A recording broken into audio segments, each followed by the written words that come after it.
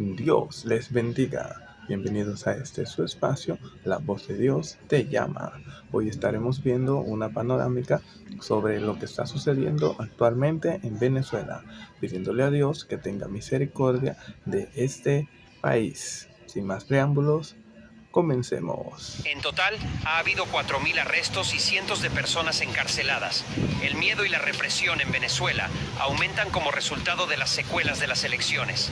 El misterioso secuestro de Edny López pone de relieve cómo el régimen de Maduro persigue cada vez más a las voces de la oposición y viola sus derechos humanos.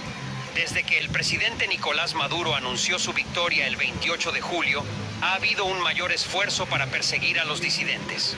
Según los informes, más de 2.000 personas han sido detenidas por oponerse a él o impugnar la legitimidad de su victoria, que muchos creen que se ganó con engaño.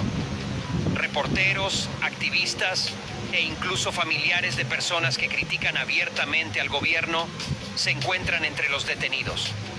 Un arresto particularmente alarmante fue captado por la cámara, en el que oficiales militares blandiendo palancas sacaron a la activista local María Oropesa de su propia casa.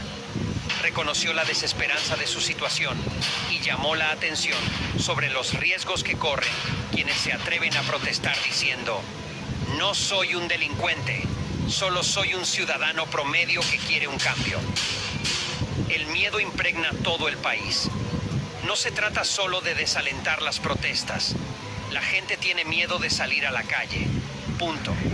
Muchos viven bajo la amenaza constante de detenciones arbitrarias, por temor a que se los lleven por ser etiquetados como presuntos subversivos, dijo Phil Gunson, analista del International Crisis Group.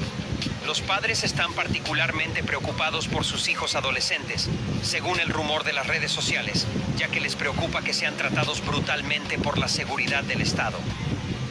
Hace unos días, cientos de manifestantes acudieron en masa a la ciudad capital de Caracas, Venezuela, frente al centro de detención de la Zona 7. Sostenían bolsas de plástico llenas de comida que habían traído para los prisioneros que estaban adentro, y se encorvaban sobre las listas de detenidos. En los días posteriores a las polémicas elecciones presidenciales de Venezuela, muchas personas ansiosas por aprender más sobre sus seres queridos tras las rejas compartieron historias sorprendentemente idénticas de hijos, hijas y hermanos detenidos mientras conducían motocicletas, regresaban a casa del trabajo o visitaban la casa de un pariente. Hablaron de arrestos selectivos y generalizados y agregaron que nadie había sido informado de los cargos penales a los que estarían sujetos sus familiares. Organizaciones de derechos humanos afirman que la actual administración venezolana no tiene precedentes en la historia reciente del país, ya que ha iniciado una feroz campaña contra cualquiera que impugne los resultados anunciados de las elecciones, lo que ha provocado una ola de persecución. Un número creciente de personas abandona el país todos los días a medida que aumenta la presión. El cambio es exigido por quienes se oponen a la idea de que una crisis pueda conducir a un éxodo regional de refugiados venezolanos. Tras su declaración de que ganó su reelección en todos los lugares donde fue impugnada, Nicolás Maduro, el hombre fuerte de Venezuela, se está moviendo rápidamente para transformar su gobierno en una dictadura aún más brutal. Esto probablemente resultará en una ola de refugiados, causando estragos en los países vecinos mientras intentan llegar a la frontera de los Estados Unidos. Según múltiples encuestas realizadas antes de las elecciones, el 20% de los venezolanos ha resuelto huir del país si Maduro no es derrocado este año. Esto resultaría en 5 millones adicionales de venezolanos buscando asilo en el extranjero.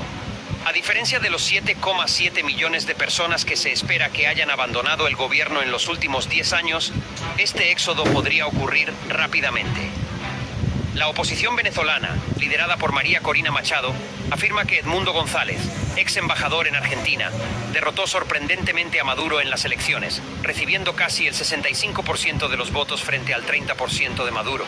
Esta afirmación es refutada por la Junta Electoral del país, que es un organismo estrictamente gobernado por el gobierno y carece de supervisión imparcial. La noche de las elecciones, la Junta declaró que Maduro había ganado con poco más del 51% de los votos. Los recuentos oficiales en papel de más del 80% de los centros de votación del país respaldan los resultados de la oposición, a pesar de que la comunidad internacional le ha pedido repetidamente al gobierno que produzca los recuentos oficiales que respalden su afirmación de victoria.